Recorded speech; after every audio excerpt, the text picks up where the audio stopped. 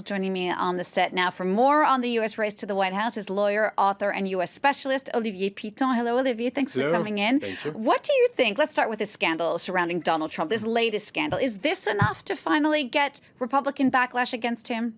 I don't think so. Gonzalo Curiel's last criticism is only one part of Donald Trump's multiple tries to present himself as someone who wants to break the politically correctness in the United States. So, of course, he goes too far, but I think this is only the beginning of the campaign, and he will probably go a bit further in the coming weeks for sure, because it's his strategy. Well, let's come back to the big news of today, this real milestone for Hillary Clinton, now poised for the first time in history as a woman to become a presidential party's nominee.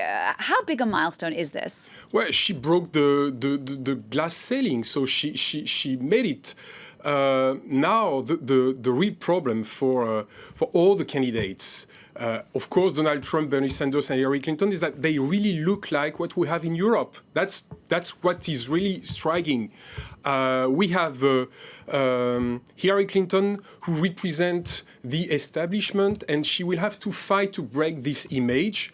Donald Trump is trying to show himself as an underdog, and is probably succeeding in that. So all the question during these coming months is who is going to win between the one who tries to be in the middle of the road, Hillary Clinton, and the one who tries to break every rules in order to win at the end of the day. And this is exactly the kind of what is at stake.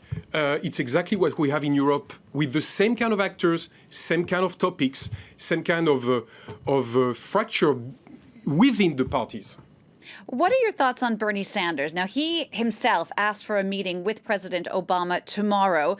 He's under a lot of pressure from the Democratic Party to get out of the race, even ahead of the primary next week, like he said he wants to do. Do you think that he will get out of the race tomorrow? Well, that's a very good question. Whether or not he will accept to give up. The problem is that among his electorate, we have 40% of independent people. So people who don't really recognize themselves in the message sent by both parties, both main parties. So we know that Gary Johnson from the Libertarian will probably gather a couple of people who are upset among the Republicans, probably Jill Stein among the Green Party. But Bernie Sanders and these 40% of independent, the question is, will those independents go to Hillary Clinton during the second phase of the campaign or not? That's the big challenge for Hillary Clinton. And Bernie Sanders doesn't seem to make things easy for Hillary Clinton so far. Would it be a good strategy for Hillary Clinton to reach out to Bernie Sanders as an eventual vice presidential running mate? I would be extremely surprised that Bernie Sanders would accept such an offer, but at least for Hillary Clinton, it would prove that she really wants to gather the Democratic side. So that would be a good sign in any case. All right, Olivier Piton, thank you so much for coming in and talking to us. Now, another